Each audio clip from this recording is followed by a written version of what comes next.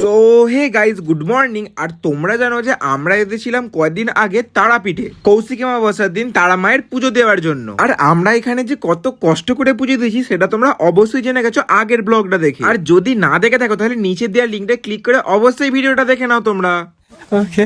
তো আজকে আমরা এত ভিড়ের মধ্যে আমাদের পুজো দেওয়া কমপ্লিট করার পর ভাবলাম যে এখানে তো আর দাঁড়ানোই যাচ্ছে না এত ভিড়ের মধ্যে। তাই ভাবলাম এবার আমাদের এই আটচালা থেকে নিচে নামতে হবে। তাই আমরা নিচে চলে আসি। আর একবার এই ভিড়টা শুধু একবার দেখো। আর ভিড় থেকে বেরিয়ে এসে পুজো দেওয়া কমপ্লিট করে আমরা ভাবলাম চলো এবার যে পুজোর যে মোমবাতিগুলো আছে বা ধূপগুলো আছে সেগুলো সব জ্বালিয়ে ফেলি। আর এইটা কমপ্লিট করার পর আমি ভাবলাম যে চলো তোমাদেরকে এবার বলিয়ে দিই যে আমরা কেন ঠাকুরের সামনে না গিয়ে আটচালায় দাঁড়িয়ে পুজো দিয়েছিলাম। তো তার আগে তোমরা ভিডিওটাকে লাইক এবং সাবস্ক্রাইব করে দাও।